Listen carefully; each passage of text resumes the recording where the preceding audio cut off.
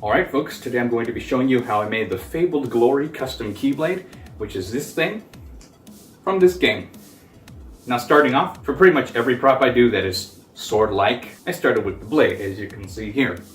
And for any prop that's really out of proportion, I had to give it internal structure. And for that, I just used a steel rod. So as far as the construction goes, the very first thing I did were these spikes here. I called these the top spikes, just because they're near the top of the prop.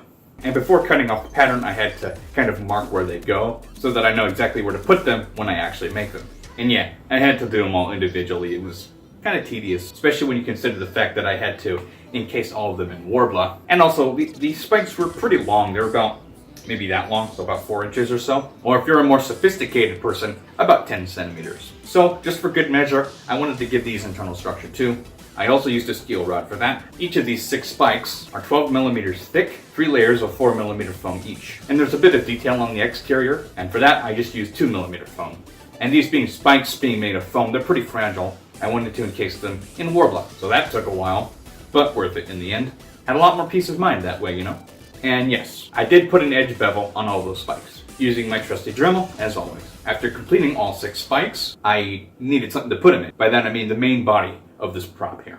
Well, the blade part, that is. So I made 2 cutouts of that, and yeah, it took a good long while. Carved out a socket for that steel rod to fit in, and then glued the 2 pieces together. As for the spikes themselves, I drilled a hole to create a socket for the steel rods to go in, and then just super glued everything in place. Next thing to do was the detail on the main body of the blade. Most of those pieces were just oddly shaped cutouts, and I used 2 millimeter foam for pretty much everything, except this one piece here. That I used 4 millimeter foam. I wanted to add a little bit of depth to it, so I had to take a few liberties with this prop. It would probably have an edge bevel, which is what I added here.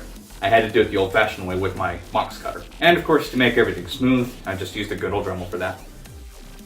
So for these spikes here on the spine, I had to do those all individually too. But being as small as they are, I didn't really need to encase them in Warbler or add any internal structure. I could just make them out of foam and glue them on and call it good. With that done, I can now work my way further down the blade closer to the hilt. So I just added another piece of 2 millimeter foam for the detail. At that point, the blade was pretty much done, in terms of construction that is. So it was now time to move on to the hilt. I also had to give it internal structure, that, again, using a steel rod. The handle itself was done separately from the guard, because unlike the guard, I needed to make it more ergonomic, you know, so it'll handle better. And after gluing together the guard, and making sure that those steel rods were in there, all I had to do at that point to finish the entire hilt, at least at its base level, was to glue the handle to it, and then slide the whole hilt onto the rod of the entire prop. And, well, I had to do all the spikes on the guard individually as well. Man, Keyblades are getting spiky these days. I guess Nomura likes his Keyblades the way he likes his hair. And eyes. So for each spike on the guard, I glued 2 cutouts of them, each cutout being 10 millimeter foam, sanded them down to make them smooth, and then used my box cutter to give them a taper, and, well, to give them a diamond cross section as well. But with the way it looked, it wasn't exactly very eye-pleasing, so of course I had to smooth it down with a Dremel, as always. And yeah, every spike, they need more Warbler, so I had to encase each and every one of them in it. Luckily for me, these spikes were just short enough that they didn't really need any internal support. So I just made them, encased them in Warbler, and just glued them right onto the guard. And after some finishing touches with some detail on the hilt, using 2 millimeter foam of course, the construction for the hilt and almost the entire prop was done. At that point, the only thing I needed to do was the keychain. Now to give it kind of a chain effect, because the actual thing was going to be made of foam for the most part, I needed something to make it dangle a little bit. And just foam by itself, yeah, probably not going to work very well. So I actually used fishing line for that, which I found at the local craft store just, well, fishing around in the beads section. So, as for this part of the keychain, I had to actually draw the pattern by hand, which I don't do very often, but sometimes you kind of have to. And to make sure that it was perfectly symmetrical, I folded the piece of paper in half and cut it like so. The chain part, I guess, there were 7 of these little triangular shaped things. I also made the pattern for those by hand and cut out 14 pieces of 4 millimeter foam, which were going to be glued together, obviously, and sandwich that fishing line. I cut out these V shapes here, and then it was time to add them to the fishing line. And to keep the fishing line from slipping perpendicular to the line of the chain, I added a very small strip of Warbler and, well, sandwiched that fishing line, and then I glued on the other piece of 4 millimeter all the way down. Oh, I didn't get any footage of this, but to keep that fishing line from slipping out of the hilt, I actually had to cut into the foam in the hilt to expose the steel. And then I just used the fishing line itself to tie a knot onto that rod, and then I sealed it all back up again. Same thing goes for this part of the chain as well. As far as the actual construction of this part of the chain goes, the top half was 3 layers of 4mm foam, and the bottom half was 2 layers of 10mm. And with that, the construction of this prop was done.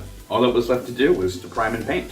For the primer, I applied 2 coats of Plastidip. Oh, and there's a hack to getting the Plastidip warm without using boiling water. I might make a video on some cosplay hacks in the future. Once the primer was dry, it was just a matter of painting. Some spots had gold on them, and for that I applied 2 coats, because, well, 1 coat was a little too dark.